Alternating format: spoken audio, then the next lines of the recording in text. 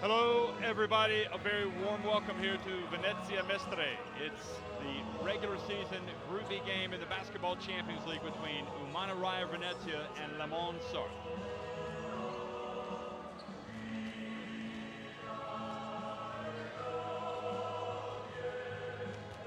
Well, these fans have certainly been treated to an interesting season in the Basketball Champions League, as have all of the fans all over the place. I mean, it's been an incredible opening season for this competition, from east to west, from north to south on the old continent.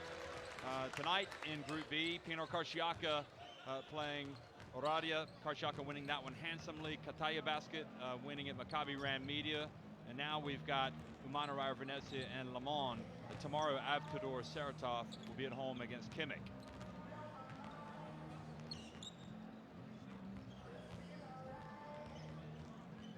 And these fans have much to be excited about, and I'm going to tell you why, because they've been winning some ball games. They've been exciting to watch. Umana Reyer Venezia, believe it or not, began this campaign with a loss at Mans, but since then they've done hardly anything but win. But you see they're in second place behind Mans up at the top of Group B, and the rest of the standings there. So if they can win tonight, both teams would be 6-2. Now Mans won the first game between these sides 68-49. Ryan Pearson, one of the many players, it's exciting to watch in this game and all season long. He really has been solid for this French club, coached by Roman Kuntish. But the question is, what about the rest of these guys? Well, Jordan Watson, number 4, Konate, number 5, Wilfred Yegete, number 6, Peter Corneli, number 12, Yaru, number 13, another big, along with Yegete, Jalabal, the now retired France international. These guys know what they're up against tonight because they went to France, they lost the opener, and they would like nothing more. As you look at Michael Bramos take those free throws, they would like nothing more than to get one back on their foes. Well, for Venezia, we saw Jamel Hagens early on. Marquez Haynes is a point guard. Melvin Edgem, boy, he's worth the price of admission. Perich, number 4, is terrific. Bramos can shoot it. Errol Feloy, Jeff Vigiano, Tyrus McGee. Walter de Rafael is the coach of this Venezia team. They've won 5 out of 6 in Italy. They've won 4, their last 4 in the Basketball Champions League. Mans know they've got their work cut out for them tonight. Number 4, Jordan Watson.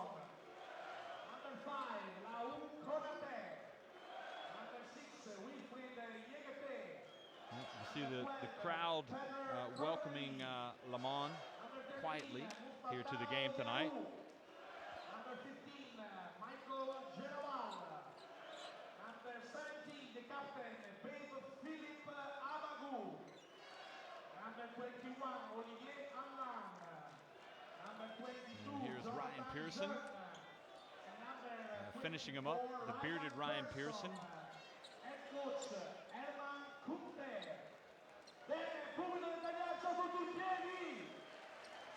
And now we're going to see Venezia come out and be introduced to the home crowd, to rapturous applause, no doubt.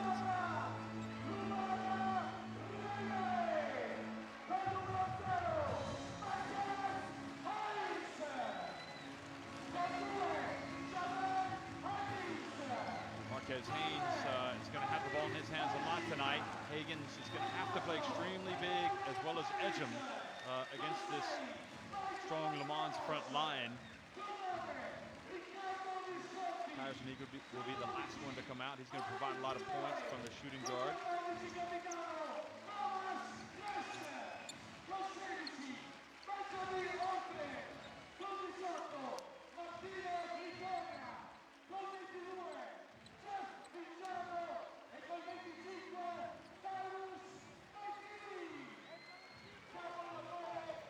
So as we look at the teams as they come out here and they get ready, Walter de Rafael shakes hands with the referees and also with Kuntish. Venezia lost that first game. They won their next one against Pinor Karšiaka, but then they hit the road and they lost to Kimmich, who are right at the bottom of the standings. But since then, they've won 4 consecutive games, beating Maccabi Ran Media, Kataya Basket, Avtodor Saratov, and Oradea. The referees tonight, Oscar Pereira from Spain, Petar Obradovic from Bosnia and Herzegovina, and Germany's Christoph Mattinger.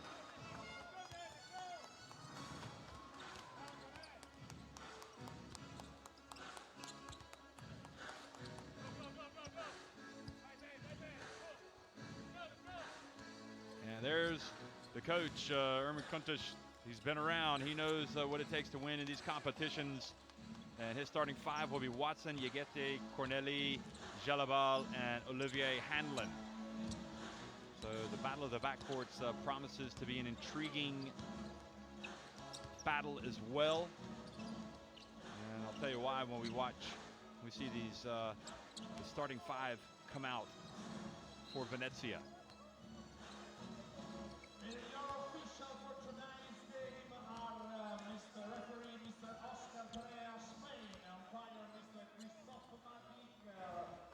And there's Ermin Kuntish, who really keeps things into perspective. He, his team has a lot of wins, but he also has warned them that perhaps it's been made a little bit easier because they've been winning games at home.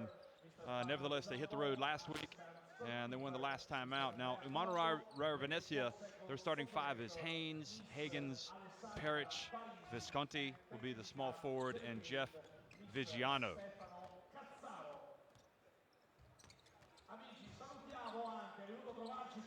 And Walter de Rafael, again, is the head coach.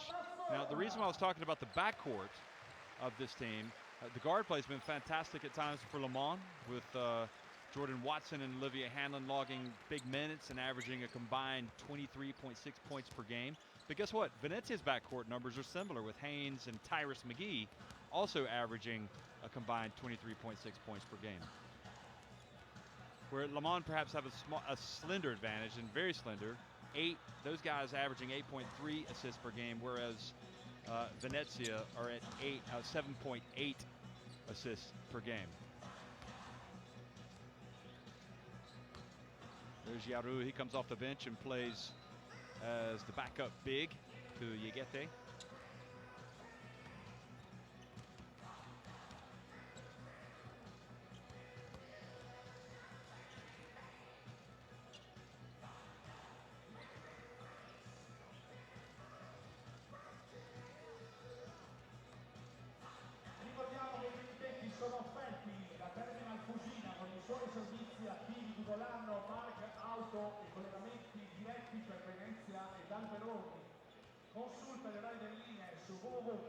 So here we are, folks. We're in Italy, and it's basketball Champions League action coming your way. It's a battle of high flyers. It's 2 teams that have done a lot more winning than losing this season. Le Mans up at the top of Group B at 6-1. Umana Reyer Venezia at 5-2, but we're only at the halfway point. This marks the start of the second half of the regular season. These are the teams that met on game day 1, and even though the scoreline was large in that first game, I felt like it was a much closer game than that final score indicated. I think this Venezia team has the capacity to come out clearly and win this game tonight in front of their home fans. And we're going to see what Le Mans are made of, winning in hostile territory against a very quality opponent tonight.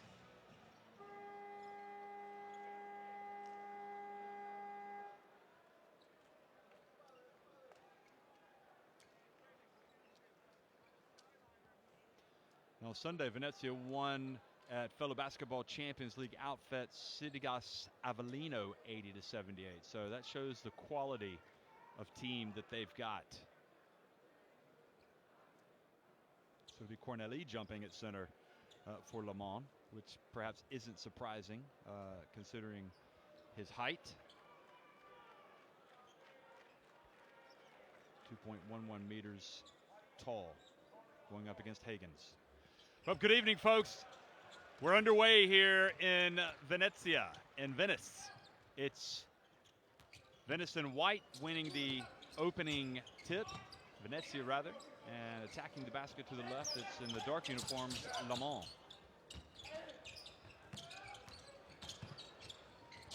Visconti. Venezia being patient here early. Higgins, well, takes a difficult turnaround and going up for the rebound. No white shirts under there for the board was Corneli.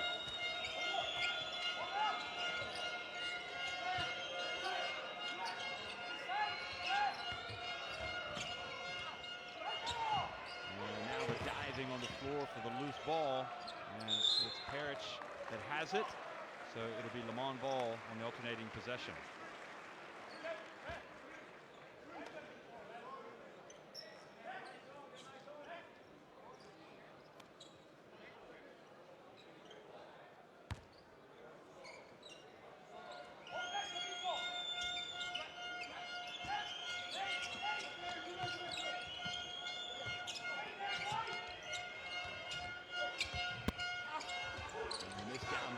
Visconti with the rebound, hands it off to Marquez Haynes. Now Marquez Haynes spells the Q in the middle of his name with a capital Q. Inside, and Higgins goes up strong, draws the foul, and goes to the line. The foul on Yegete.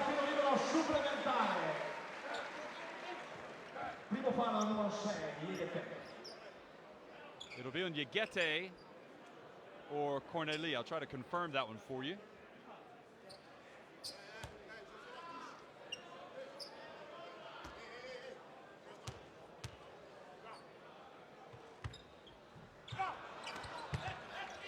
Higgins doesn't convert the three-point play, but his team has the early lead.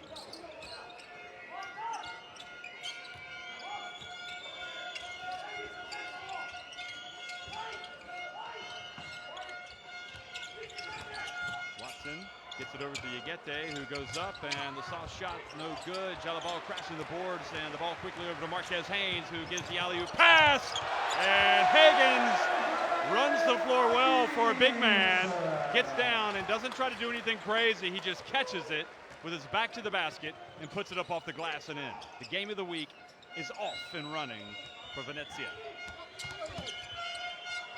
Hanlon turns, silky smooth jump shot, gets his team on the board.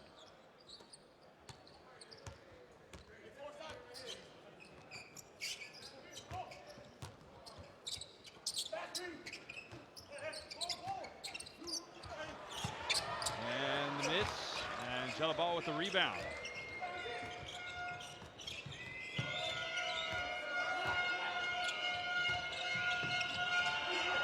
And the ball goes back into the hands of Venezia.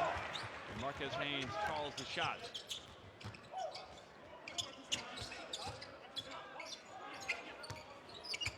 Now it's Perich who's going at Corneli. Corneli draws the foul. Considerable height advantage. But perhaps not as much bulk as Perich. Il primo fallo del numero 12, Corneli. 2 tiri per Vogli e Perich.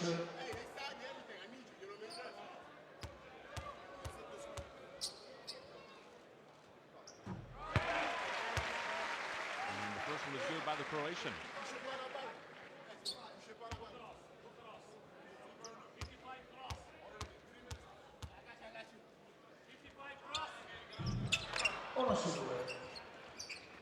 And makes just one of two, so Venezia with a 5-2 lead.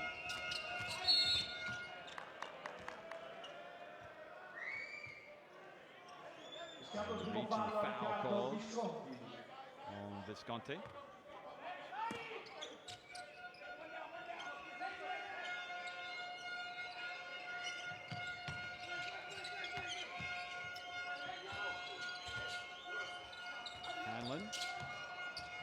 And the basket is good. So Hanlon coming out and feeling loose as a goose and scoring the first couple of baskets for the visitors from France.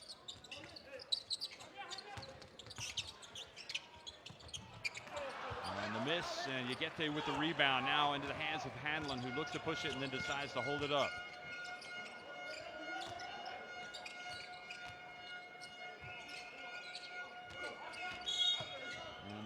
Called.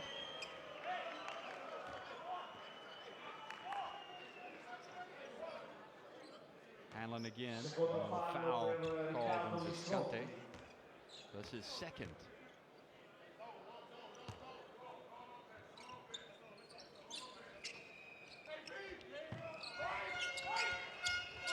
Getty catches it at the line. 7 on the shot clock. Corneli turns, puts it up. And Getty crashed the boards. And now Peric has it, pushes it. Draws the contact, hands it off, and Higgins missed what appeared to be an easy layup. So instead he'll have to go to the line to make a couple of free throws, or at least attempt to make them. Primo fallo numero 21 all'An, c'è un cambio per le Mans, esce Corneli, entra con numero 24 Pearson. So Higgins at the line. Visconti did not play in the first game for Venezia, as Higgins missed the first free throw. Vigiano has entered the game for him. It's kind of a surprise starter, perhaps. Visconti. He's crashing the boards there, but his teammate made the second free throw to get it back to 6-4.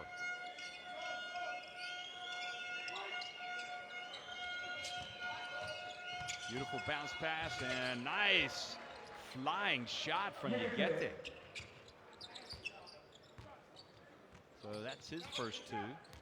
He's had some struggles shooting the ball, Yegete, but he looked good on that one. In fact, Visconti's still out on the floor. So Peric attempts a three, and Yegete goes up. Foul called on Higgins as he challenged him for that rebound. C'è un cambio per Umana Reyer, esce Riccardo Visconti. Well, they need a lot from Higgins tonight. This is his first foul.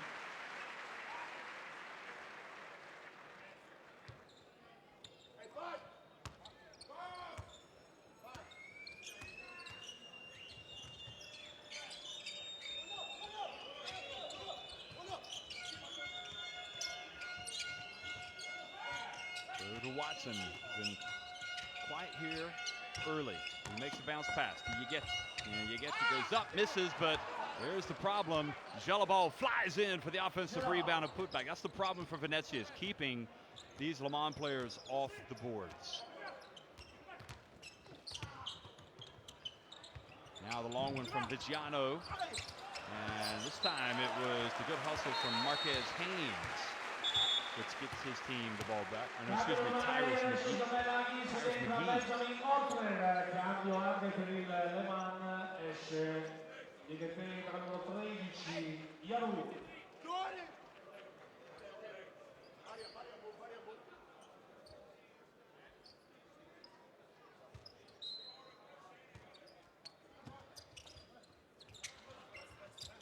So on with a 2-point lead here early.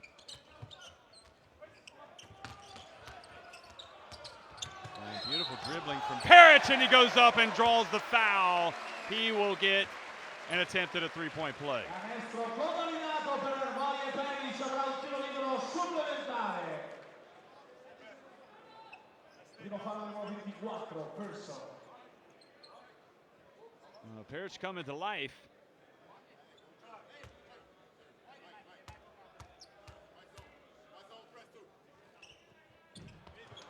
But even he misses the free throw. So we are knotted at 8. Watson.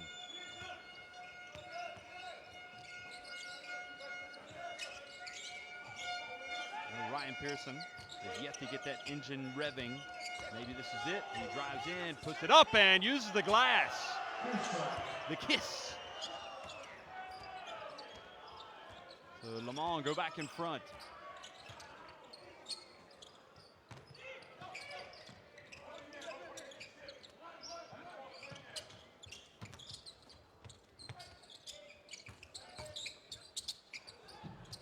McGee misses, and the rebound is Yaru, who's come into the game now for Yegete. Back to Yaru. He's not going to look at that three. He's going to hand it off. Watson. Watson throws, puts it up, and draws the foul. Canestro convalidato, numero 4, Watson avrà un tiro libero supplementare. And the foul called on Benjamin Ortner. Cambio Umana Reyer, esce Jeff Vigiano ed entra Michael Ramos. Cambio anche nel Mans. But we've seen Watson at his explosive best at times this season. See Jalabal taking a seat over there. 6 minutes and 14 seconds into the first quarter. And Watson completes the three-point play. And now Le Mans on a 5-0 run. They're up by 5.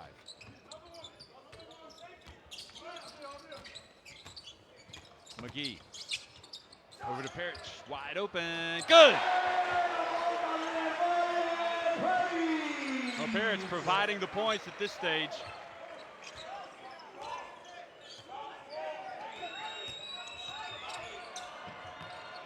And the long one no good. And the rebound, Michael Bramos, who's in the game now.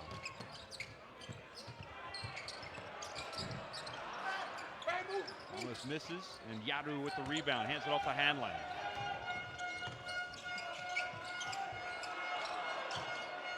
And three-pointer is good from Watson.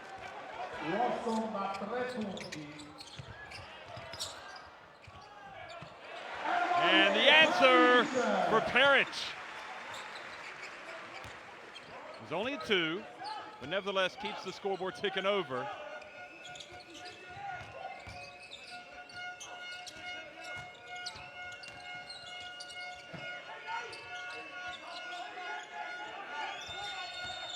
The little shimmy, Hanlon perhaps forced that one up, and now Bramos pushes it quickly.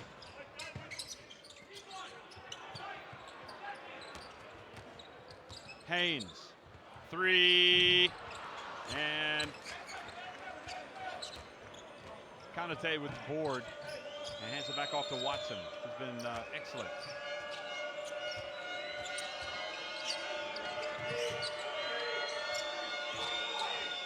Konate hands it back off to Watson. Watson explodes past his man and gets it to Konate. 2 on the shot clock, back to Watson for 3, good! Oh, I think he had his foot on the line, so that was a 2. You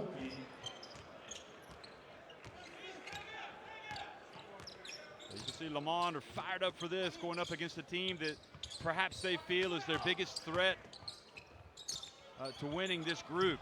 Parrish misses, and Yaru with the rebound.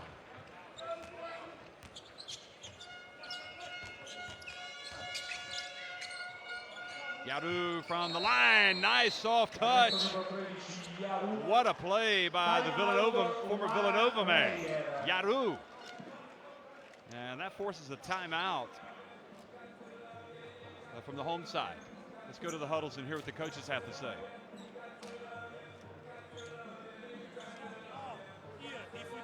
Ball pressure on this short throw. We are every time late. We need to stand on weak side. Stand on weak side and ball pressure. In offense, we need to attack, 8 guys. leading the way attack inside. Also for Umana Reyer Venezia. Okay, now we go. 4 down. 4 down. Cambia con Ariel. Cambia con Ariel. We go fifth side. Fifth side. Okay, if we got now. On the offense, you can go whatever, like thumb down with Ryan and continuity. Watson's 8 leads the way for Le Mans. Thumb down, okay? Cross pick, feed inside. Don't forget to make the back pick. Nothing happened. Pass, dribble, hand off, and spin. Let's go.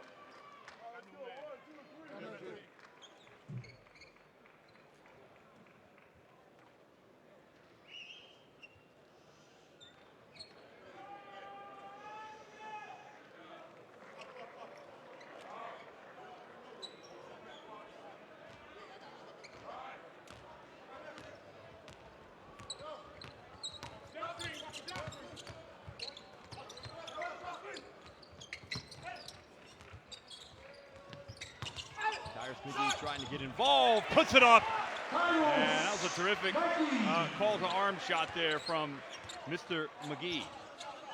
And he cuts the deficit back to 5. Well, you're the leading scorer in the team, and right now is when your team needs you. Lefty Ryan Pearson misses from long range, and McGee hustles to the corner to get the rebound. Now he's going to push it himself.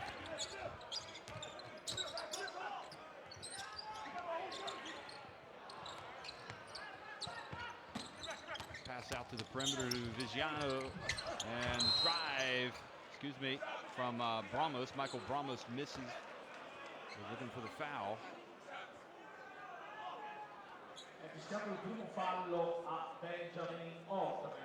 But Ordner is going to be called for the foul, pushing off underneath against Yaru, trying to get into position to rebound. So Yaru goes to the line here with 29.9 seconds remaining. Ariel Feloy also in the game, number 12 there for Venezia. And Yaru misses the first.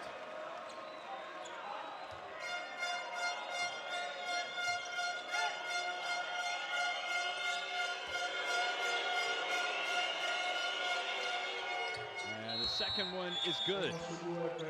Makes one of two. And Ryan Pearson takes a seat. So plenty of time here in the last 30 seconds. And fouls, not really I think what this team needed to put Michael Bramos on the line. Michael Bramos.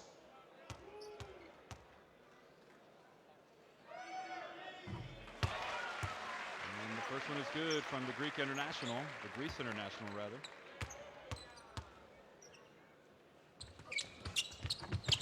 And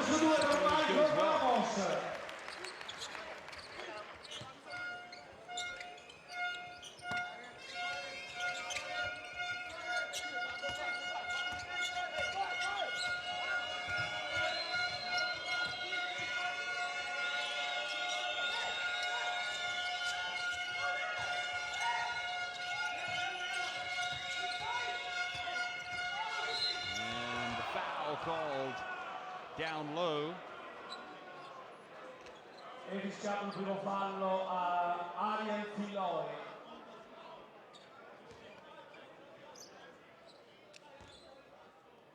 So Feloy gives up the foul, and more free throws now for Le Mans with 5 seconds to go here in the quarter.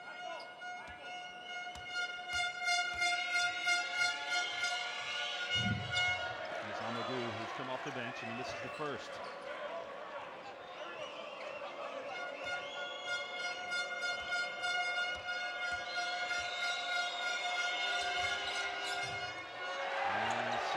No good as well. They got to hurry if they're going to get a shot off. But Floyd just launches it and clangs it off the backboard in the rim, and it stays out. So interesting start to this game of the week. But it's Venezia trailing here 21-17 against Le Mans after one.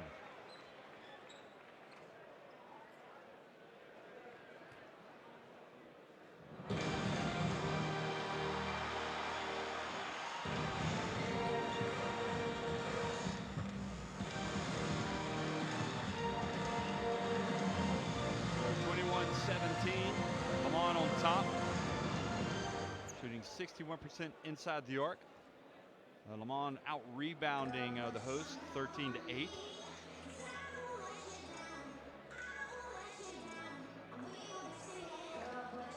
And there you see Venice with that steal. We haven't seen the Melvin Ejim factor yet for Venezia. I'm starting to wonder if there might be something up with him.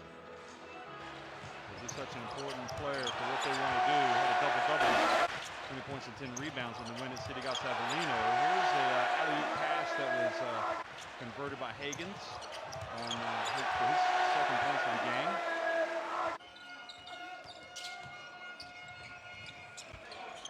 And Olivier Hanlon had it going early on for Le Mans.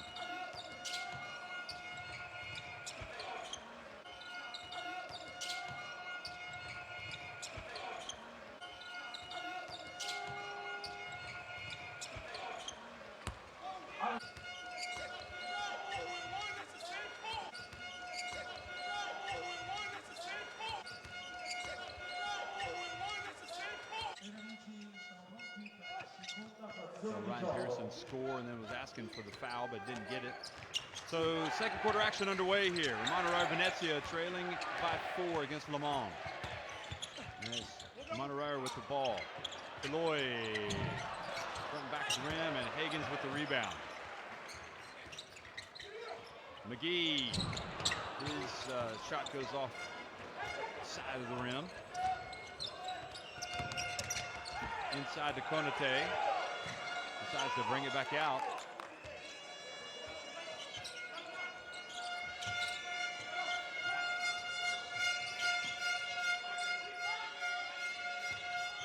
Amagu goes between his legs. Gets inside, and I don't think he got the shot off in time. I think that's what the fans are appealing to the referees for. They're complaining. And I seem to agree with them. I think. No, but they're not going to call it. Watch this. There's great D from Eloy, and a foul called on Bramos, who was also asking the referees had not the shot clock expired, and that's exactly what De Rafael is saying. It's like we play defense, good defense for 24 seconds, we get punished, and the referee says, I don't want to hear any more. If you keep chirping, I'm going to call it technical.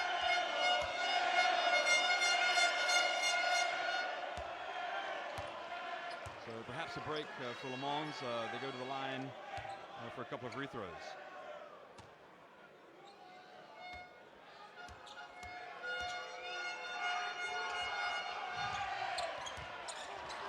And again, the ball just went right through Bramos' legs.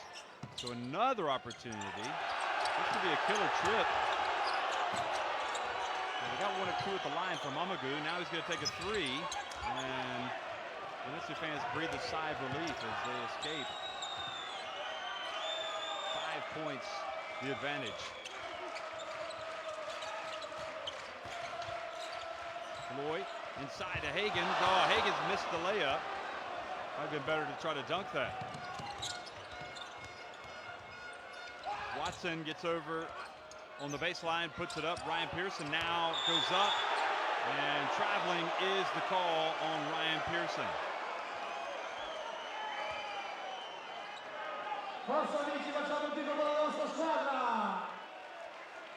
they had the hands in, and it was Higgins that forced the travel. He had all ball, it appeared. So the crowd really getting into it here in Venice. As Venezia look to close the gap. Eloy finds Higgins down low. He was bumped by Yaru.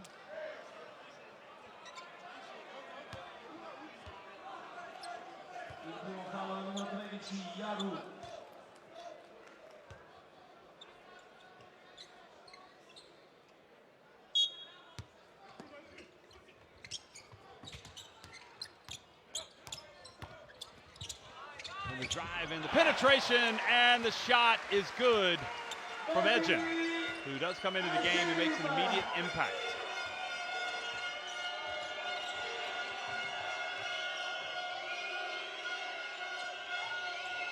He's probably, from a physicality standpoint, going to be the guy that Venice need out there as much as possible, because he doesn't back down from anybody. Watson drills another three-pointer. He wore his shooting shoes to the arena tonight. Watson is off to a flyer.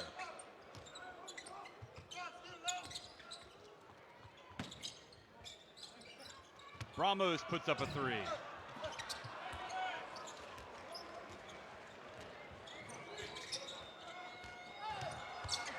And inside, denied. Good hustle from Yaru. The ball goes back to Venezia.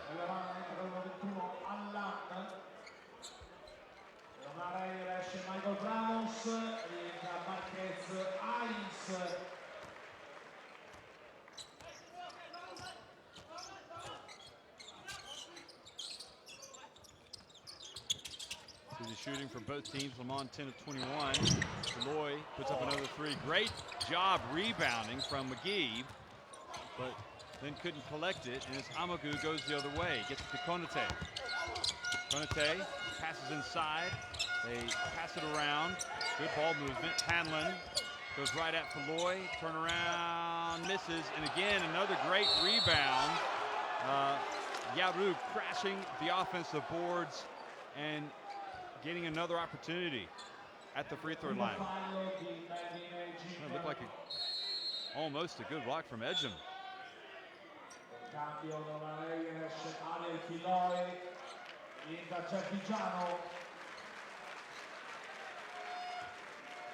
So Floyd comes out of the game.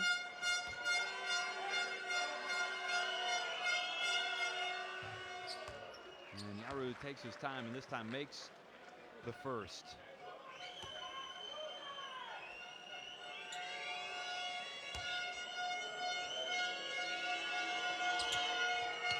And the second.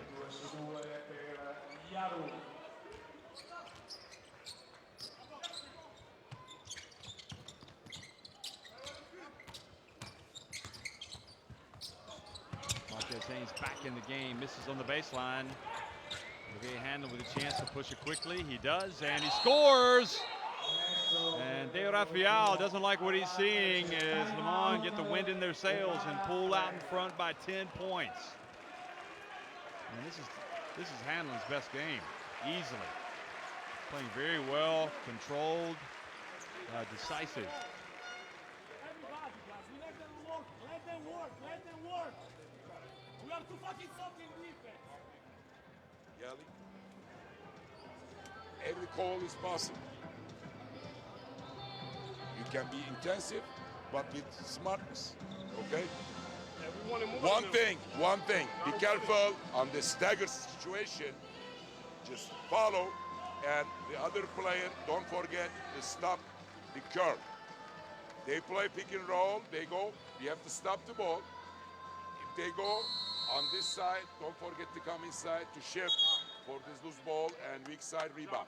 On the offense, if they go zone on the offense, if they are zone offense, if they play whatever, thumb up, you keep playing thumb up. Let's go.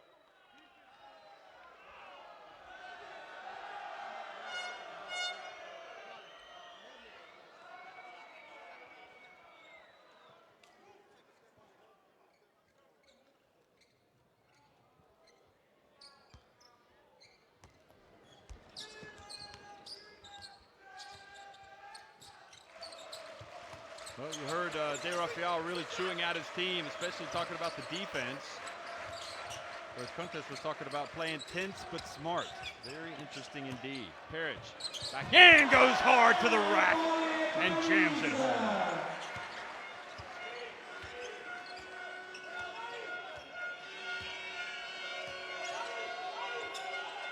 Hanlon calls the play. Konate goes to the right corner. Amagou gives it back to Hanlon. Now he finds Ryan Pearson. Konate on the wing. And Viggiano back in the game, gets the rebound. Hands it off to Marquez Haynes. And Viggiano takes the shot and misses.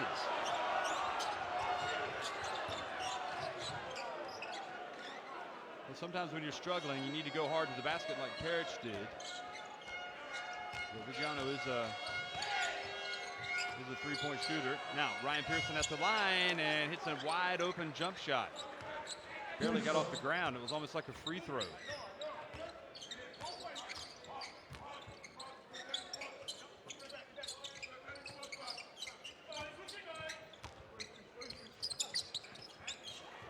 Viggiano puts up another three.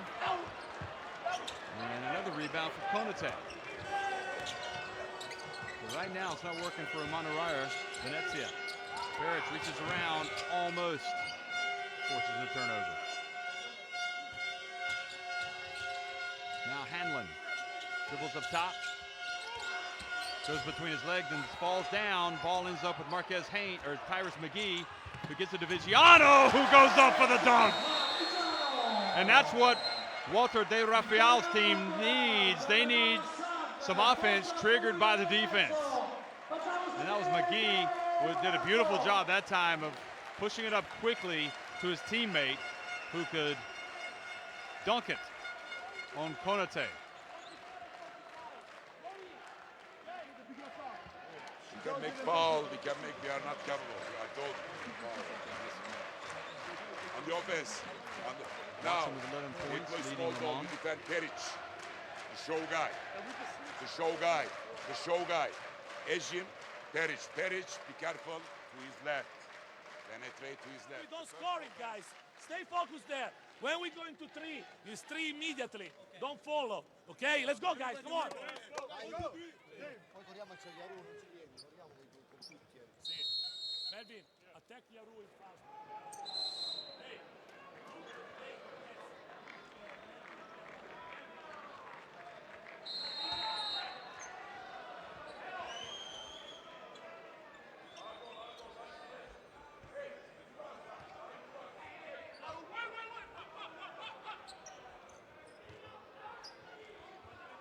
So Le Mans going to inbound it under their own basket.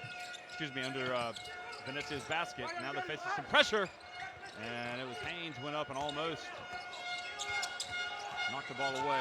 Peric pounding Pearson, and Pearson couldn't deal with the pressure. And Peric is rewarded. And great play by Peric.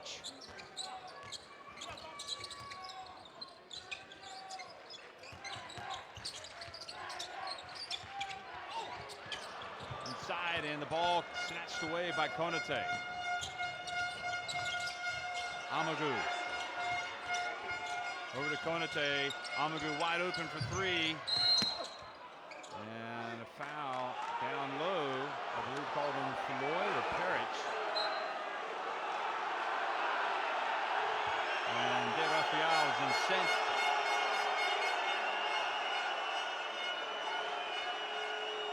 And perhaps he's saying, call it the same on both ways, and now the referee has had enough. He's called a technical foul on De Raphael.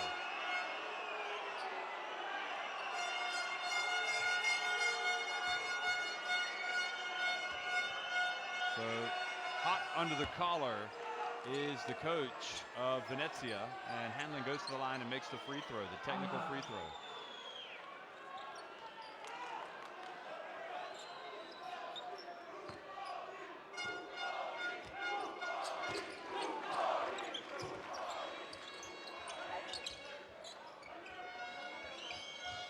So right now it's all Le Mans leading it by 9, but we'll see if the exchanges fires up Umana Reyer Venezia.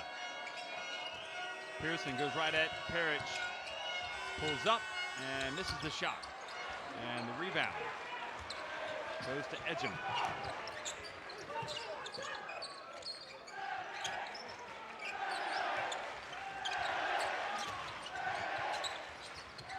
Now the pass down low to Ejim. Ejim, oh, beautiful hesitation, waited, and then went up and scored with the left hand. You see why he's such an important player for Canada as well, Canada's national team. Hanlon crosses midcourt, gets the pressure. Rigette barely holds on to it.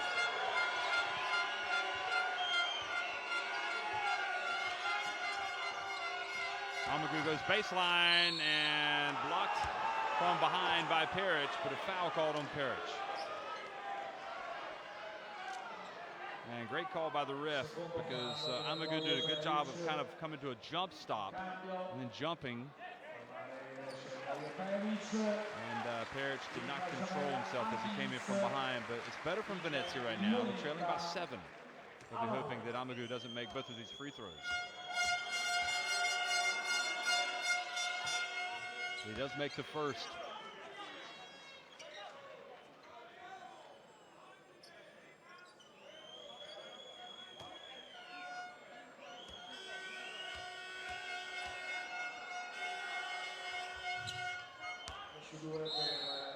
So Amadou takes advantage, makes both free throws, and pushes the lead back to 9. Watson comes back into the game.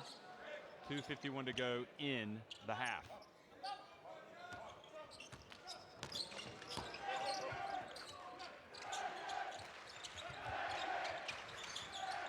Marquez finds Ejim, and Ejim dunks it after getting the pass actually from Higgins. And you feel like this is where it has to happen for the home side. They've got to generate some stuff from their defense They've got good guards. Watson appears to be handling the pressure well, but perhaps they could get the ball out of his hands. Meanwhile, an offensive foul called on Yegete for trying to set a pick.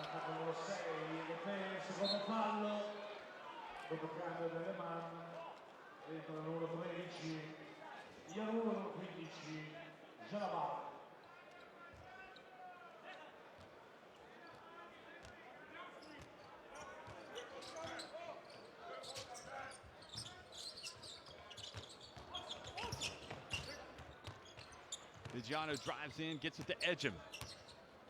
Edgem now going to take it right at Pearson. Nope, he doesn't. And Jalabal reaches in and takes the ball away as Edgem tried to find Vigiano out on the perimeter. Jalabal, his pass intended for Ryan Pearson, but good defense from Higgins.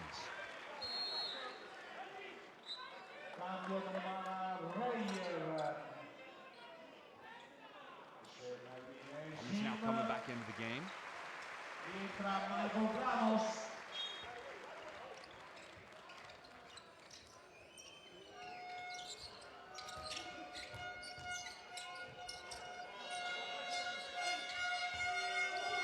Reach, Hanlon gets it back, turns right just behind the line and sinks it. Boy, he really hasn't put a foot wrong tonight. He has been terrific. Hanlon, 9 points, 4 of 6 from the floor. I know he had kind of a shaky start to his pro career with Žalgiris Kaunas, but certainly tonight he's really coming into his own. Now, something about interfering with the ball after it goes through the basket, everybody being warned, they will call a technical foul.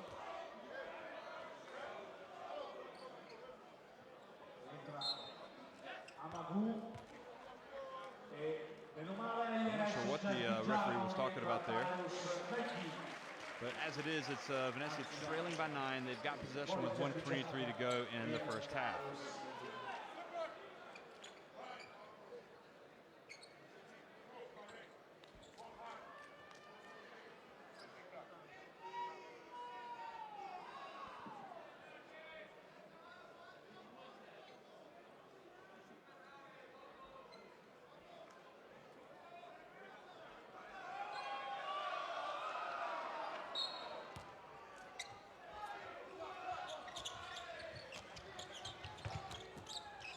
Jump shot from Haynes.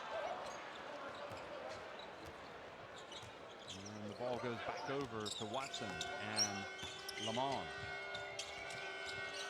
Now inside to Pearson. Pearson turns, tries to score. Now Filloy. A defensive struggle, especially for Venezia. And the jump shot is good from Haynes. Well, that gets it back to 7. Well, if they can go to halftime by trailing by 7, that would probably be acceptable to them, although they'd like to be closer. But if Lamont get another basket and extend their lead, that will not be what the doctor ordered for the home team. Watson pulls up for 3. And Bramos gets the rebound, and Filloy has it, so Venezia will attempt to hold it for the last shot. What will they do? They got McGee. Hagen sets the pick, and Amagu picks up the foul. And good sportsmanship. Says nothing personal foul, we're just playing physical basketball.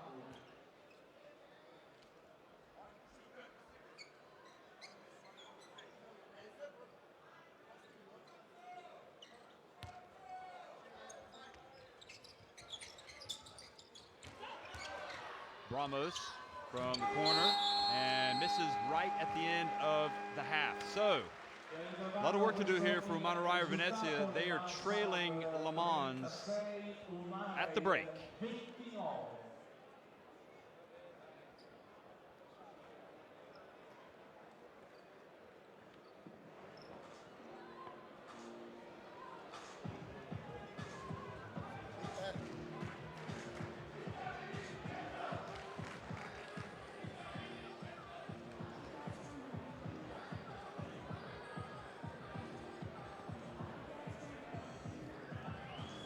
So from inside the arc, you see that Venice actually shooting 11 of 20, but from 3, from deep, they're just 1 of 15. And more crucially, Le Mans getting to the free throw line more and taking advantage of some of those opportunities. Le Mans are bossing the boards, and that is a big, big factor in this game. So Venice are going to have to start winning some more of those rebounds if they're going to get back into this. Perich with 10 points, leading the way from the home side. Watson, who's been terrific. He and Olivier Hanlon, in fact, have been terrific. Watson has a game-high 11. Hanlon has 9 points.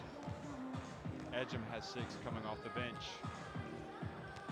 And from the rebounding standpoint, look at that from Yaru, 10. That is impressive. The big man is getting the job done. So be sure to stick around for second half action, folks. We'll be right back.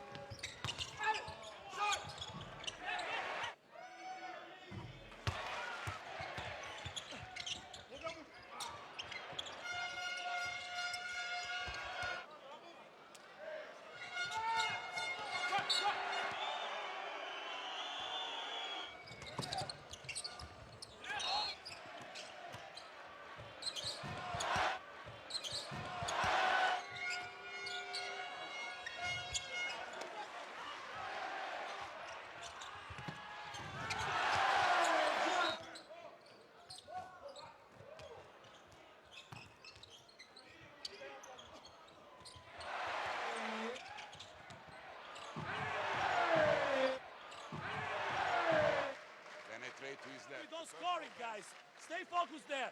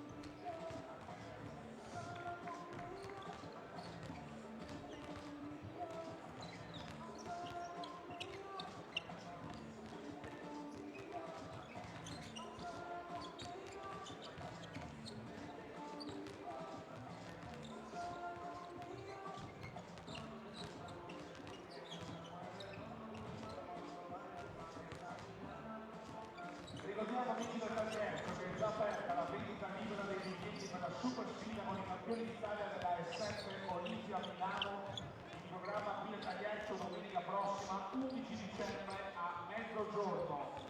Ricordiamo che il biglietto per gli Under 24 costa solo 9 euro. Non perdetevi le emozioni della Serie A, vi consigliamo di munirvi del biglietto per tempo.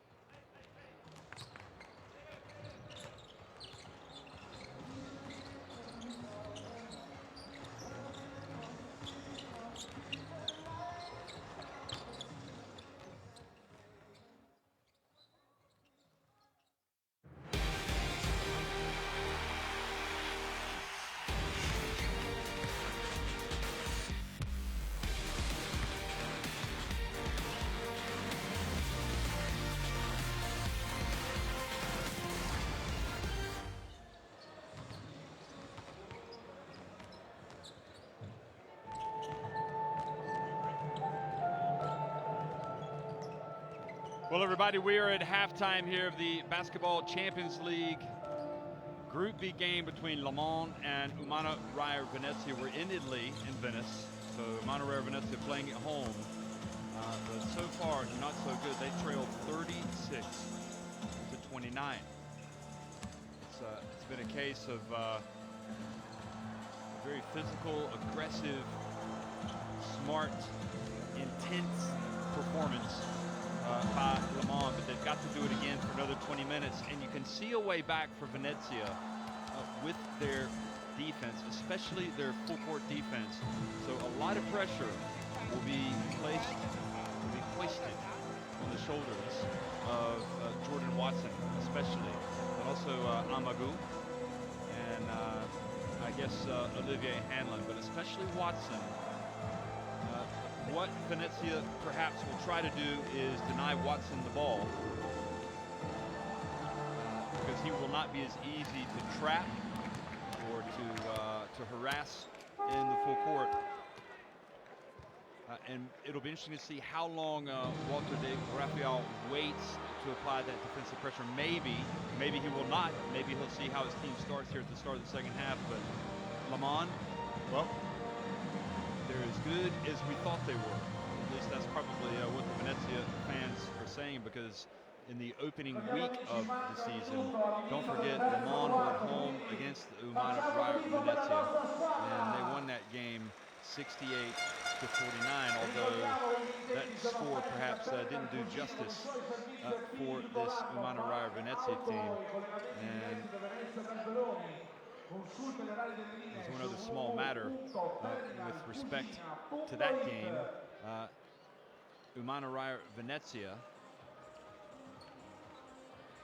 only got 6 points from Tyrus McGee that night. They'll be looking to get more tonight. We're going to start with Benjamin Ortner. They're playing much better lately, has Venezia, but there you see the pressure coming up top from McGee, and the early foul called on McGee. But as good as Watson has been, offensively, the controlled play of Olivier Hanlon has been something to behold. Now, an immediate turnover, and almost gave it right back. Now McGee into Ortner. He's going to go up with a jump hook, and it's going to be good. So the veteran Ortner gets 2 of those points back. 33 years of age, Austria international. Well, Austrian passport, rather. Now Hanlon fumbles the ball away, gets it back, goes hard, and Ortner comes out, stands tall, and blocks the shot with 1 second remaining on the shot clock. So Benjamin Ortner here in the first minute has been the X factor. They decided they need more size, more of a shot blocker, so they put him in, and he's rewarded them. And now an unsportsmanlike foul has been called on Watson. just trying to stop the play. Watch this. He tried to wrap him up with both hands. And I think Watson probably knows he should have done better. So McGee, 2 shots and possession. So Ordner's excellent start, and now the unsportsmanlike has been called on Watson. Suddenly has things looking much better for Tyrus, McGee, and Venezia.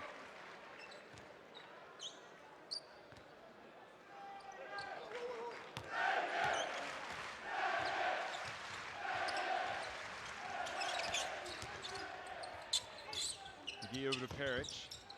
Marquez, Haynes over to Bramos. And it's got to be frustrating for Bramos because he is such a good shooter.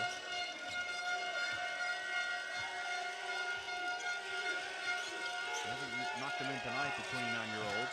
There he is coming out, putting some pressure on the passer, almost getting the interception.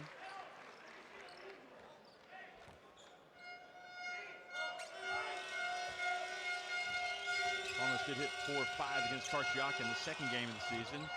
Now Hanlon misses from deep, and McGee just races to the other end. And I wouldn't be surprised to see Erwin Kuntish get a timeout, because that lead has almost disappeared. It's a 3-point deficit now. Excuse me, 1-point deficit for Venezia. Bramos did go 3 of 6 and 3 of 5 from 3-point range in his last couple of games. They could really do with him making some shots. Now Ordner called for foul out on the perimeter.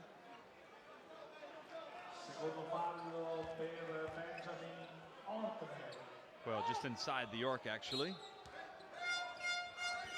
Much better so far from Umana Reyer Venezia. Now Yegete puts up the floater, no good, but Jalabal with the tap in. Just does things so effortlessly. At least it looks like that for Jalabal.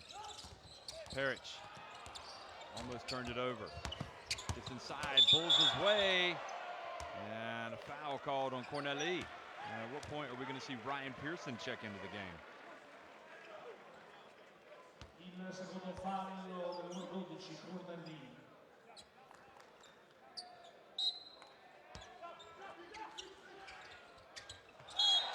And Corneli again, this time called for the foul, wrapping up on Bramos, and with 7:33 remaining in the quarter. Does Kuntish want to bring in Pearson? Apparently not.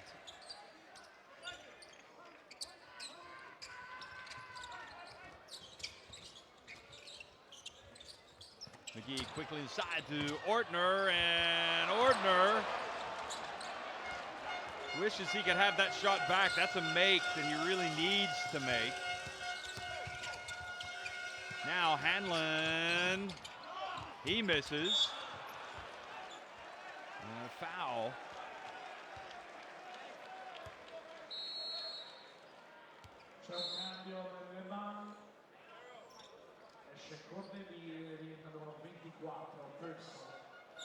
So Ryan Pearson has definitely come back in. Corneli comes out.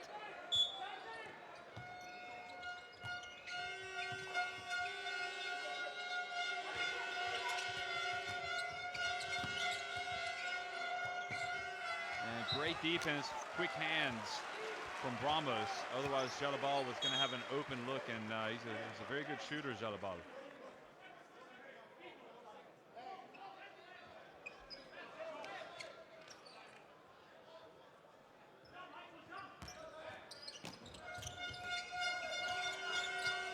Pearson breaks free. Pump fake. He's going to put up a three. He's going to get blocked by Perich. And shot clock violation. And Perich did not bite on the fake.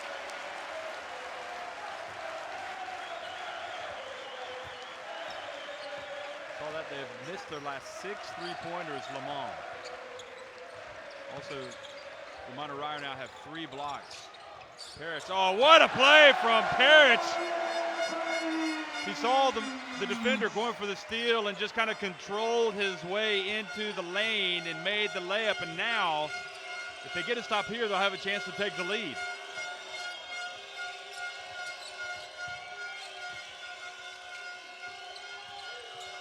Watson bounce pass, and Yegete went up for the dunk and missed it. And now quickly to Peric, who races ahead. And look at that, Umana Reyer Venezia have gone in front. And look at the coach, Jose Rafael. He is pumped up. The strategy that he designed at halftime has worked to perfection. Clearly, he gave his team an emotional talking to, but he also made some interesting changes, which included bringing in Benjamin Ortner, who kind of swung the momentum initially on both ends of the floor. Think about the output. You have to play. That's it. You miss a shot, hustle back, defend, like this. But everything what we are doing over there, contaminating here, we are not playing. We are giving 1-on-1. Double track. If not, we play 2 up. On Pero side, Pero Here's can now also with post up. 14 points. So you can, they're super hard heads in the first one. So he's just gonna kind of be in my way. I think it's better if we tried it one time. With the 5 guy. Because I need the triangle pass. Okay, so they go hard hits. Okay, so we go with the 5 guy here. Okay, let's go.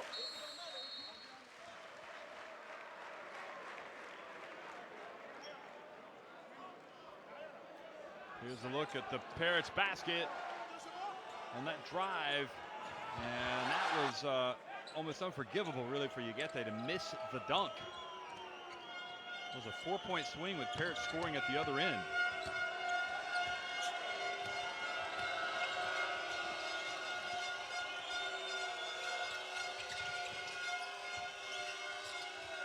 So coming out of the timeout, how will Lamont respond? Watson drives in, passes back out to an open Jalabal.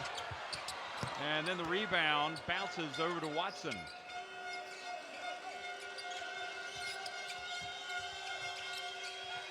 And the pass this time batted away by McGee. And quickly to Parrots, and he scores on the break.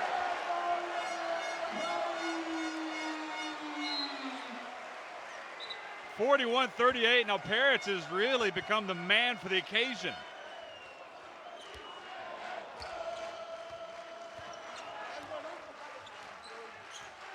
Look at that, 30 points in the paint. And now a foul. They're going to make Yegete go to the line and earn it the hard way.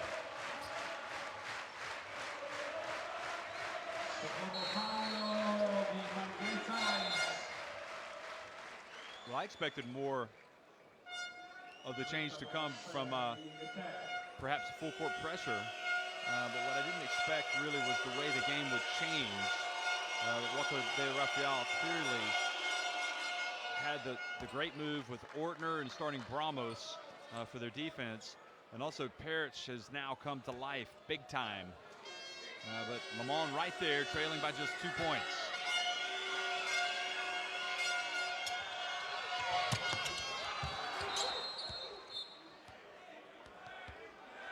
Now Yegete is asking if that should be 2 points.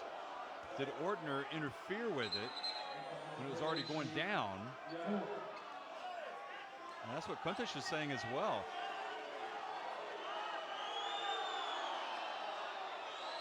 And the referee says no, it's 1 point. Look at this. In fact, I don't even think he touched it in the end. But that was a good shout by the coach. Good attempt. Can't blame him, especially if it looked like it from his viewpoint, from his vantage point. Now, Marquez Haynes puts it up and misses. And now the rebound over to Watson.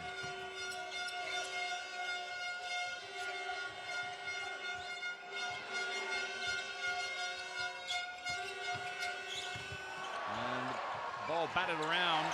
Ramos comes down with it.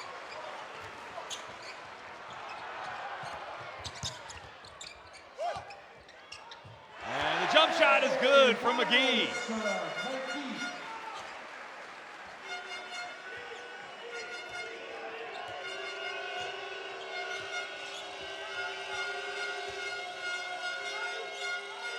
What a colorful coach over there on the sidelines. Look at him.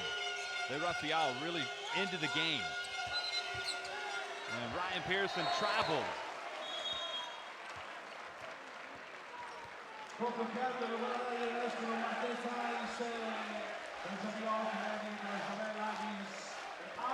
Well, so far it's been a tale of two halves. I mean, Le Mans really came out and punched Umana Reyer Venezia in the face. And right now it's been the other way. It's been Umana Reyer Venezia punching Le Mans in the face. Perich drives. Oh, he can't control. He puts it up and he scores. What a play by Perich.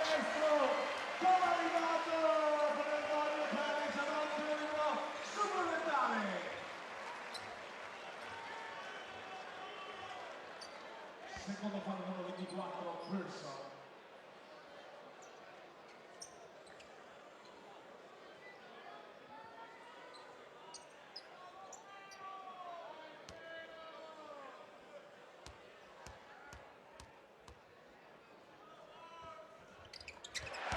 Perich, sensational third quarter for Perich.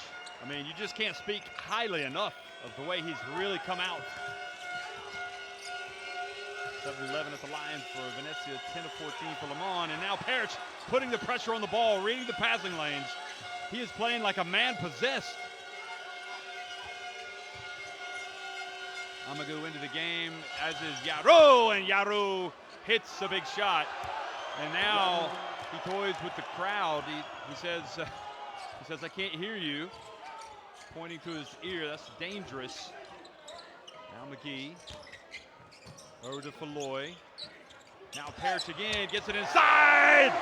Perich is taking the game over, folks. 21 points. 8 of 8.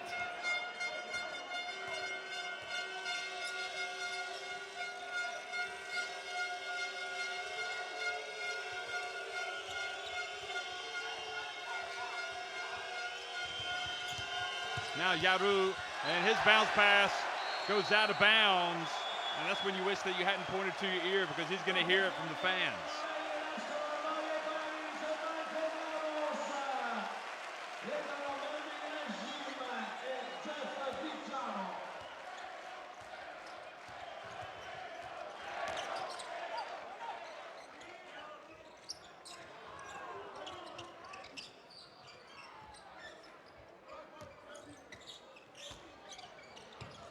Pass into the corner, and Vigiano hits the three. And boy, oh boy, have they turned this game on its head. Umana Reyer Venezia now leading at 51-42. Incredible turnaround.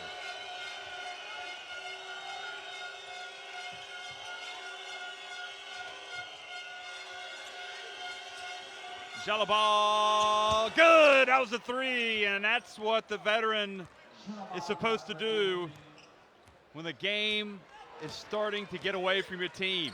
He steps up and hits a big shot.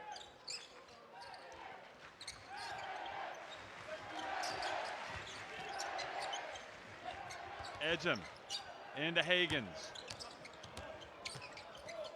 Outside to Falloy for three, good! Boy, it's contagious, isn't it? One player starts getting it done, and then everybody else starts hitting. Vigiano for three, and now Falloy, and the lead goes back to 9. Their biggest of the game. 19-7 run since 7:44 remained in the third quarter.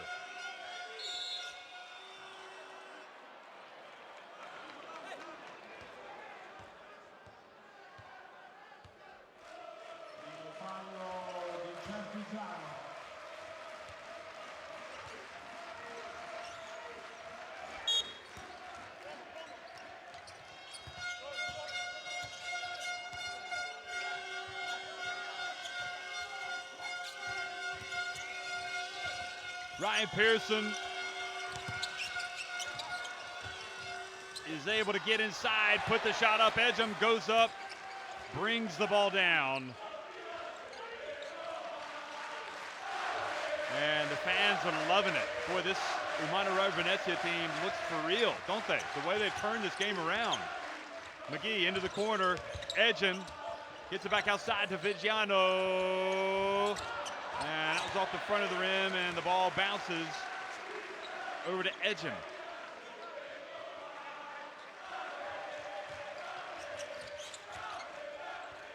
Now McGee, good! The three-pointer, just a sensational third quarter for everybody now for Umana Reyer. It's a 57-45 lead.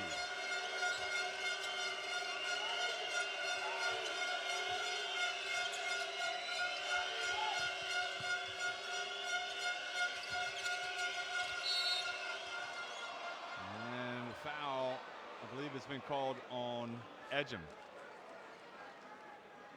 Il secondo fallo di Edgem. Lunetta Amadou. Un cambio dell'Umana Reyer, Jamel Agis. Entra Reyer Venezia. So Amadou at the line. He needs to make these to try to stop the bleeding. And he does make the first.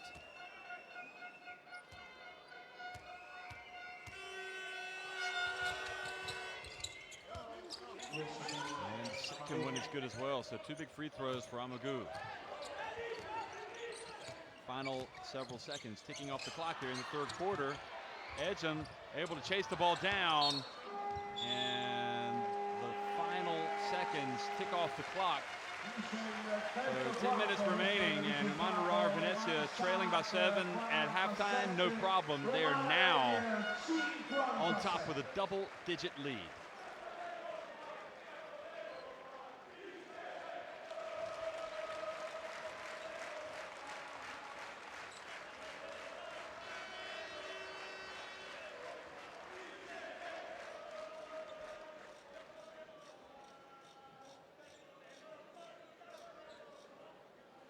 So now shooting 63% inside the arc, 4 of 21 from deep, 7-11 at the line, Venezia. They've turned this thing around. They're still being out-rebounded 35-23. But look at the assist totals. Now 15 assists. And they've also got the 4 steals and 4 blocks. You know, they're dominating the defensive categories.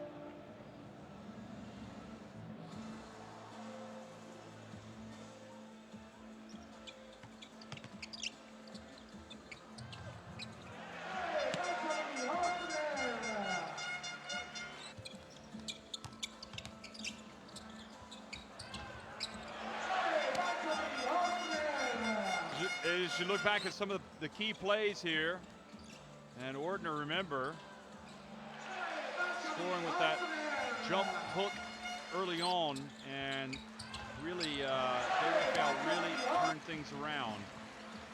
I think it's safe to say that Umar Puntish is not going to be a happy coach on the bench right now as he talks to his players, because they have let slip a lead. In fact, they've not only let slip a lead, but now they're trailing big time with 10 minutes remaining. Well, they're trailing 57-47. Watson hasn't scored in the third quarter. Hanlon still has 9 points. Yarou still has 10 rebounds. So those were key men for Le Mans early on, and they haven't gotten the job done. But now they're back out on the floor, at least Watson. So fourth quarter action underway, and Yarou also out there. And Yarou trying to back his man down. Peric picks up his third foul.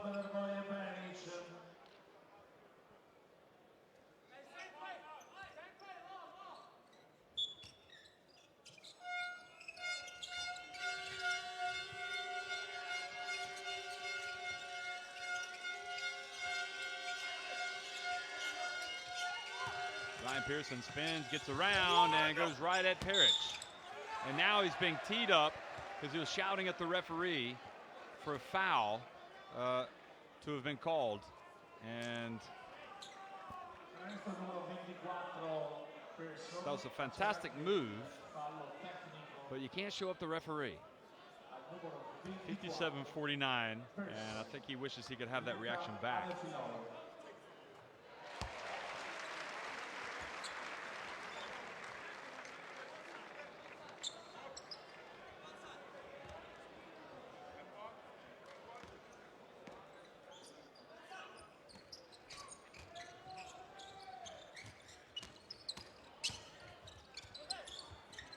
McGee gets it over to Edgem.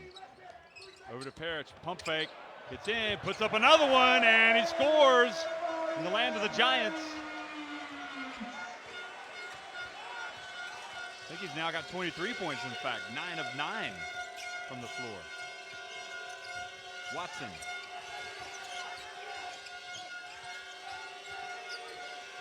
Pump fake, traveling, the call on Watson.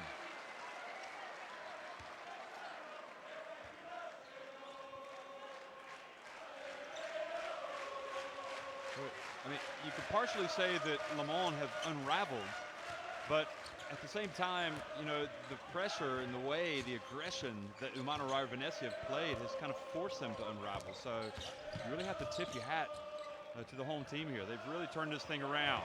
Edgem buries the three.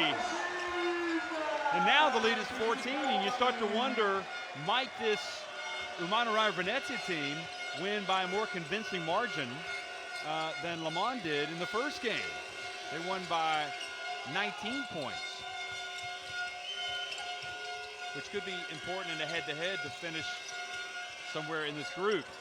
Now Watson misses badly.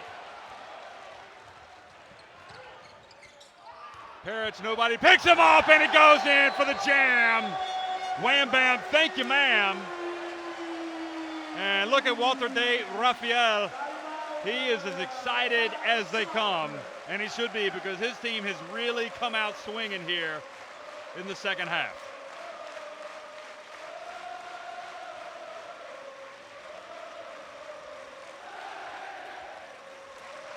It's very simple. We're only playing pick and roll on the top. Only. You cannot play like this. Impossible. Only one pick and roll. We cannot play. We have to play 5. We can play to pick and roll, but with the continuity. Okay? And then we have to hustle back, find the man. Defensive transition. We are playing here. The defense is balanced. We shoot the ball. They get the rebound. Okay? Hey, ball in, ball in. If receive here, no. But with Per and Melvin, ball in here. On the first, second dribble when they attack. Red, rotation, rotation. Okay, let's go.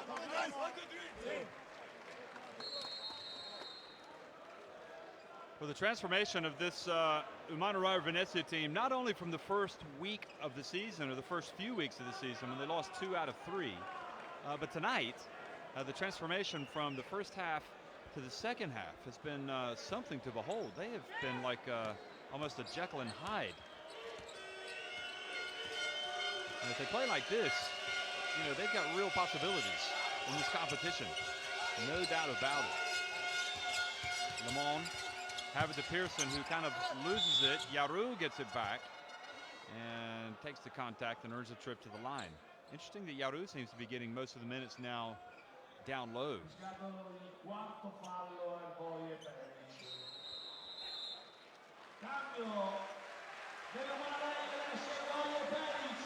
Perich goes out to a big ovation. He has been terrific.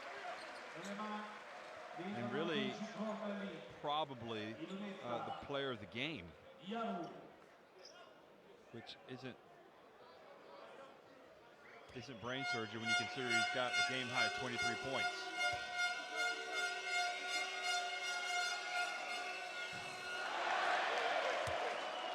Yaru misses the first.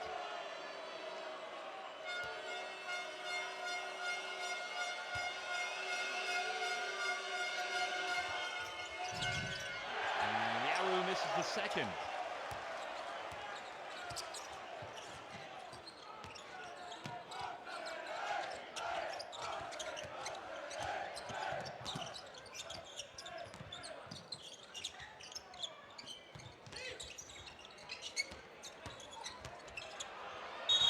And traveling is the call, so it turns it back over to Le Mans, but really with a 16-point lead, they have got a long way to go. So traveling the call on McGee.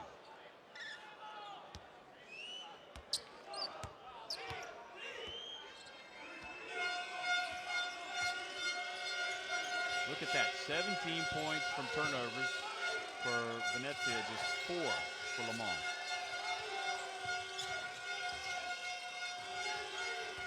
Konate. Sarthe fouled as he got into the lane. Secondo fallo per Venezia esce ed entra anche Zeiss, cambio anche nelle mani per numero 6 di gameday.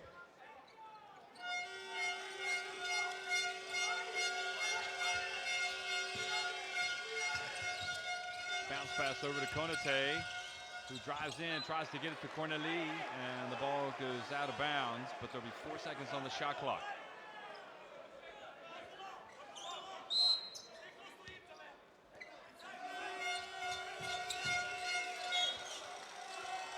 And the quick hands, the ball goes out of bounds.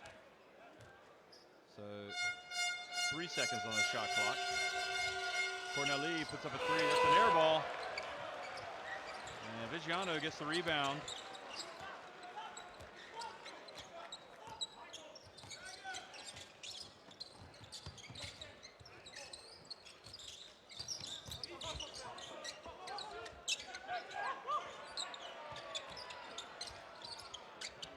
Edgem explodes into the lane, puts up the runner as the shot clock wound down, but didn't really come close. Hanlon, he gets fouled as he drives in, and Hagens goes over and picks him up.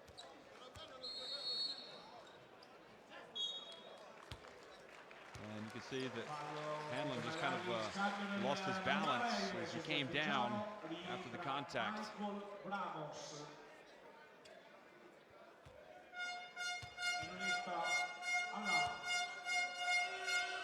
Hanlon makes the first.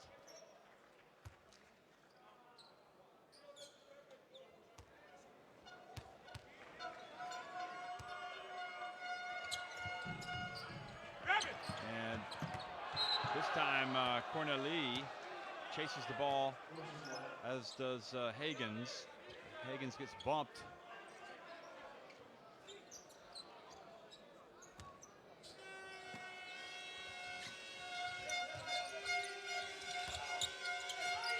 Konate over to Amagu, and Amagu's pass almost batted away. Now Amagu pulls up for the short jumper, and the rebound from Yagete. Both he and Corneli cannot score with the putback. And then a foul called on Le Mans with 5:59 remaining. Il secondo fallo del numero 17, Amagu. Timeout, Umana Reyer. So timeout on the floor, and right now Umana Reyer looking very convincing here against Le Mans. Okay, 41. We got Jamel here and Melvin here. Okay, so you got the ball here. You prefer to come off screen running here or this side? This way? Okay, so dribble end off here. 23 for Paris, Go leading the and way. single double. Okay, Jamal, Melvin, you go here, Jamel here. Then we go on side pick and roll with Cats. Okay, and I low for Melvin here. Deny this pass. Elbow pass, open. Deny this pass. Everybody participate to rebound, okay? Smart. Let's go. Go, 1, 2, 3.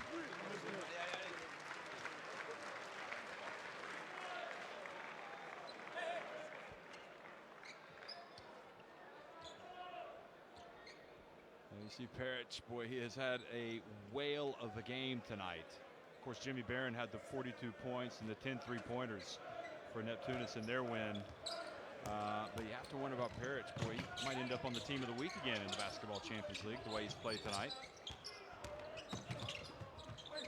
Michael Blamos over to Hagens. Hagens passes. And I think they've got to give Hagens a chance to come down. But note, a foul called on Hagens, so Amagu took one for the team. Must be a tough call to make for the referee.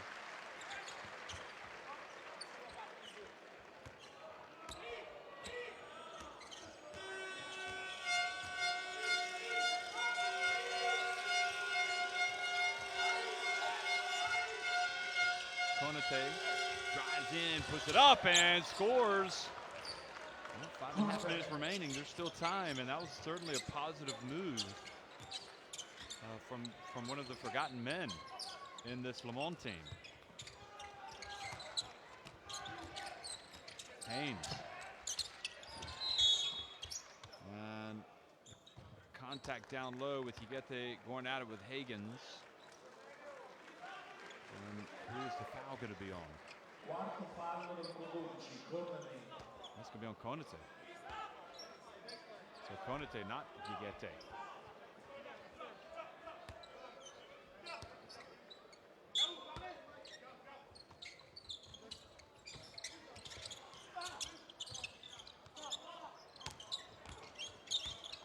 Higgins spins, puts it up. Good!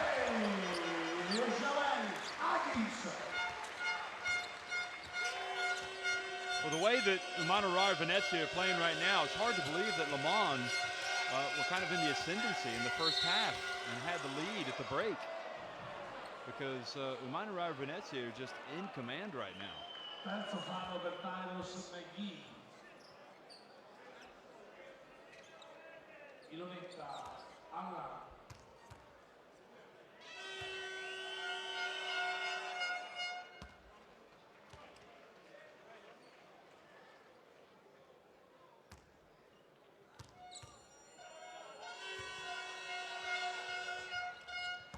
And the second free throw is good. Back to a 13-point deficit.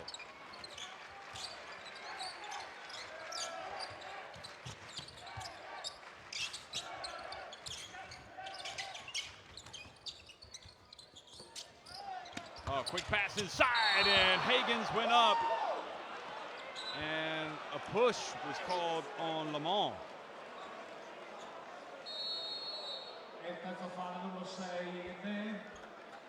Yigete definitely had his hands on him. I didn't see much of a push. But anyway, Higgins will go to the line. There's enough there for the referee to make that call.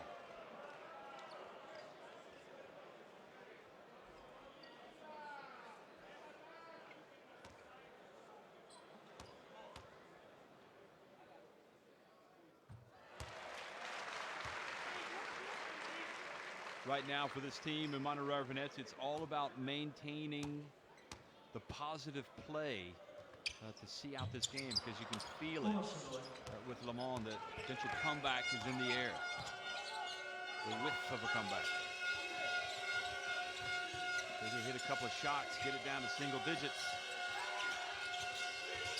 Hanlon dribbles between the legs over to Corneli. Now Yigete spins quickly, puts it up and draws the foul.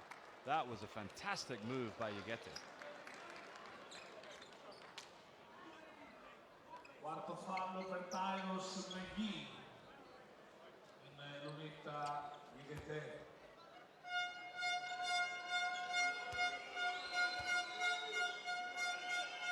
So Yigete at the line.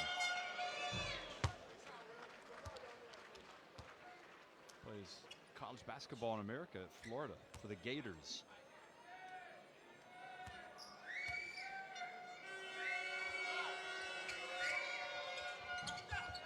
Well, makes one of two, but Corneli snuck in there to get the offensive rebound. Amagu gets it. And boy, Amagu had an open three there. Had that gone, it would have trimmed the deficit to 10.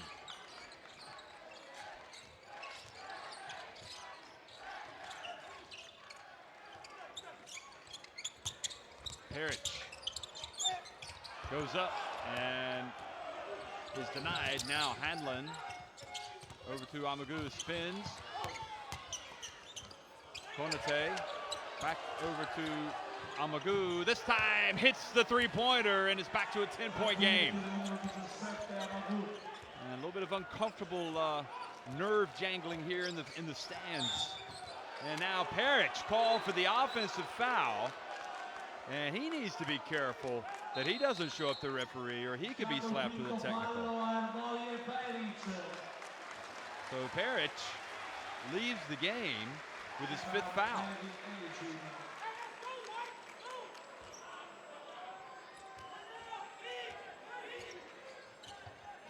So as brilliant as he was, it wasn't a brilliant move to pick up your 5th foul.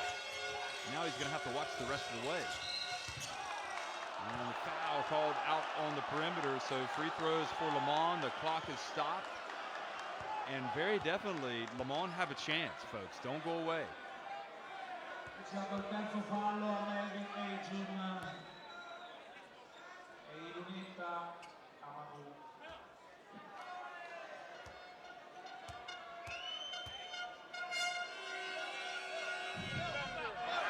Oh boy, in situations like these, you simply have to make your free throws. And he didn't. Makes 1 of 2, gets it back to 9, the deficit.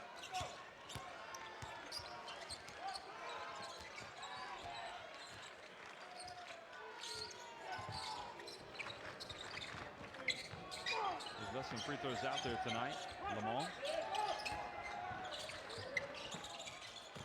Now, Ramos inside. Oh, powerful move from Higgins. That'll ease some of the concerns up in the stands. Takes it back to 11 with 2:45 remaining.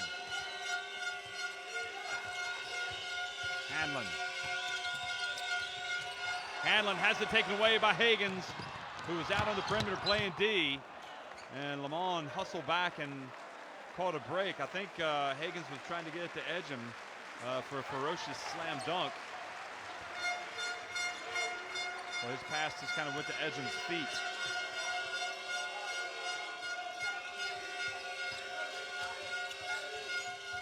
Amagou fakes it. Now Hanlon pulls up in the lane. Can't get to go. You get the battling for the ball. And now a chance for Umana Reyer Venezia to take some more time off the clock.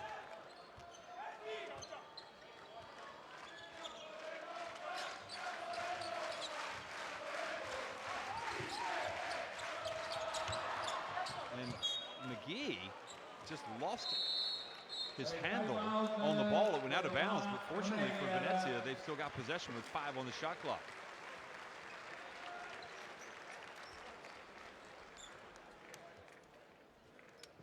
Okay, watch out. Cats, you inbound. Michael. Okay, I don't know which side is. Anyway, Michael, screen for Ty. Okay, Jamel, here, here inside. Melvin, here. Michael, side elevator opposite The other side. side you can switch on this back sprint, okay? 5 seconds. Understand what I mean? But the thing is that you have to take it, and somebody, they can pass back, you have to take him back right away. This play, okay? The player who make the inbounds. Are you following? Okay? Okay? Hill. Okay, let's go.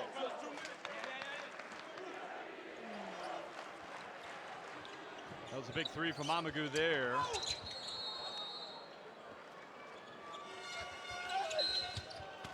Le Mans right now just need a stop. They need to get the ball back. And with 5 seconds on the shot clock, they've got a great chance to get a stop and then to go down to the other end. But they've got to play D for this last 5 seconds. Haynes will inbound it.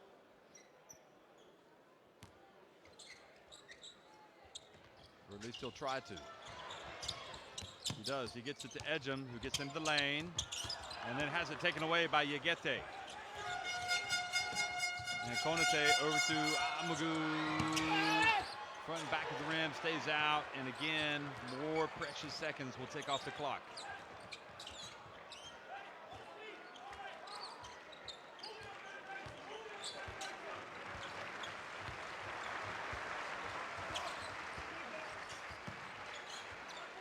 Haynes dribbles up top, just inside the lane, and Hagen's there with the follow, and that's what you call a tap-in dagger right there.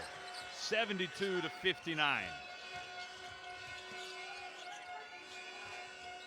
That might be a bit much now for Le Mans to overcome, although Venezia commit the foul, so they put him back on the free throw line and stop the clock. E viene fischiato il quinto fallo a Tyrus McGee.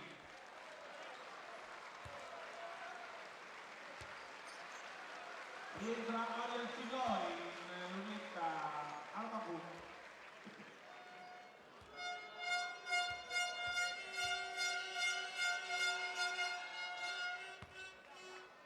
First one is good for Mamagou. So back to 12. Remember, folks, it was a 7-point lead at halftime for Le Mans. They seemed to be almost in control. Well, they were in control for much of the first half. And then in the third quarter, the game was turned upside down. And Konate drives in, misses. Oh, look at the fight for the rebound from Yegete. And then the challenge and the jump ball.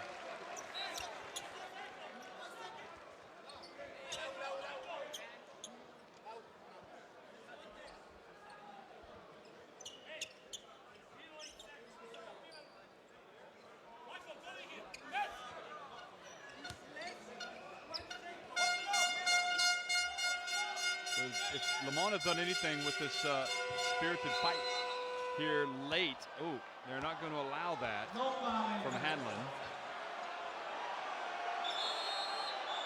And wait, the referees, I think, want to talk about it.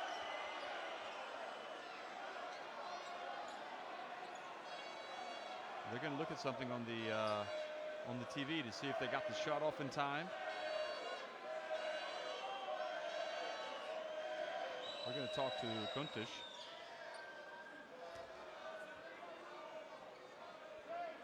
They still got life. Where there's hope, there's life, and they've got it. And they're going to look and see if Hanlon got the shot off in time. Remember, Le Mans won the first game by 19 points.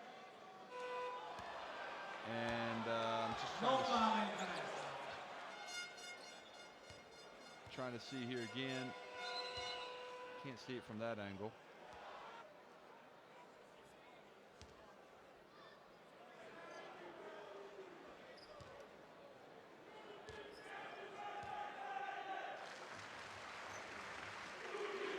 We're still looking at it. Okay, look at the...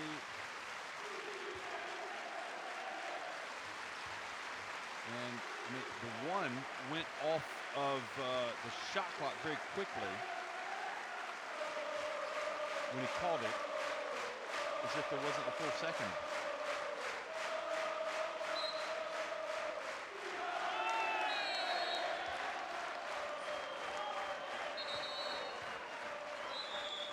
So what are they going to do? They are not going to allow the basket. And the reason why is well, don't forget that Le Mans won the first one by 19. And if that basket goes in, it makes it harder for the home team to get that margin, that lead up to 19. But as it is, you know, they've still got a fighting chance to get that 58 seconds left. Everybody win. defending. Take a seat, Olivier, please. We have to defend. The first game we won by 17. 19. So we have to keep the ball. We have to defend. No easy things. When we get the ball, we run plays like 5. No turnover. My fault. If he doesn't shoot, you want me to screen the roll? My fault. My There fault. you have it. My fault. The ball is down here? My fault. We go inbound immediately. Melvin, screen here for Cass. And Ariel qua. Melvin away. Cass, beat your shot by yourself. Let's go. Hey. Oh, the fascinating part of European basketball, it's not just the win, but it's the amount of points that you win by, because both of these teams know that that could be decisive if these two teams were to get involved in some form of tiebreaker.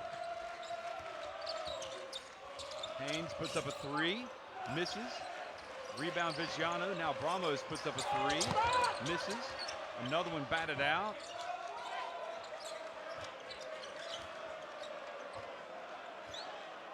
Now Filoy is going to try to launch one.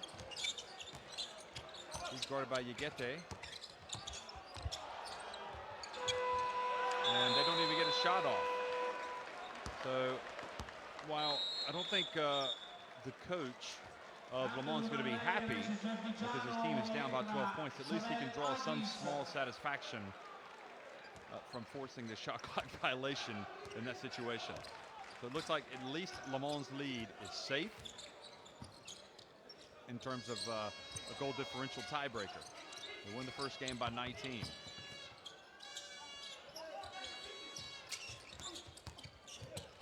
And nice drive inside, and Hanlon this time does get it back to 10 points. And I think Haynes and Venezia will be satisfied with the win. It was an impressive win. Guillermo Contas heading over there to shake hands with De Rafael. And Edgem drills a three with 1.5 seconds remaining, so it should be a 13-point win, and it is. So all in all, even though Le Mans protect the goal differential tiebreaker, having won the first game by 19, we are in group play, and it may not matter. In any event, the most important thing tonight is that Umana Reyer Venezia have won the game of the week, 74-62 over Le Mans. Both teams now with the same record up at the top of Group B. They're both 6-2. So Venezia, how'd they do it? Well, I mean, you know, you can look at all the stats that you want to, but they really came out strong in the third quarter. That man there, Parrish, was utterly brilliant in the third quarter. He really put his team, he was kind of like leading from the front in the battle and was terrific overall. The intensity was lacking somewhat from Le Mans in that third quarter. Yeah, they just did not match what this guy's team was able to do. You see that Parrish had the 23 points. Hanlon had 9 of his 14 in the first half. And Watson only had 11 points in the first half, didn't score the second. Hagens with the 14 and also the 5 rebounds. Yaru had the 10 first half rebounds, none in the second half. So it was indeed, folks, a tale of two halves between these two teams in Group B. And it was the stronger performance in the second half by the home team Venezia that got the job done.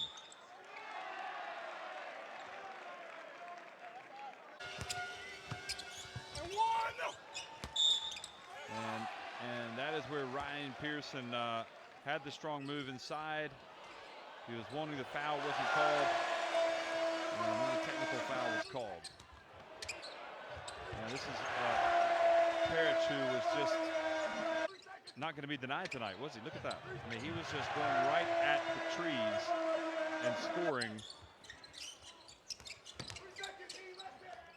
Here he is again.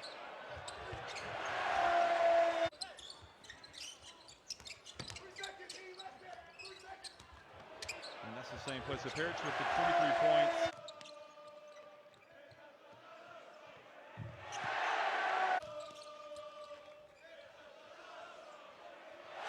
Parrish looking at his overall numbers. He was 9 of 2 inside the arc, 1 of 4 beyond it. He was 2 of 4 at the free throw line. He only had 1 rebound, but you know, he was pretty decisive in the game when his team pulled out, went ahead and won the game. So you have to really tip your hat to him tonight. And really, you have to tip your hat to Walter De Rafael, the coach, for what he did at halftime, and also for the words that he must have said in the locker room, because I'm sure he must have challenged his players to get them to come out and play strong in the second half. And also for the decision to start Benjamin Ortner in the second half, because the first 3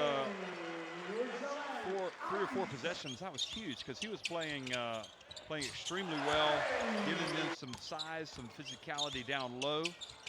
He scored. Bramos came out really strong defensively in the second half. And when you look at the defensive stats, he had 5 steals for Umana Reyer Venezia, 4 block shots, and they really got it going defensively in that third quarter. And they held Le Mans to just 11 points in that quarter. They outscored them 28-11. So a decisive quarter indeed that was And by the time Le Mans woke up late in the game, they trailed by about 10, 12 points, and they just weren't able to cut into that deficit. So what this does is it leaves both teams with 6-2 records in Group B. Pino Karsiaka, they won tonight.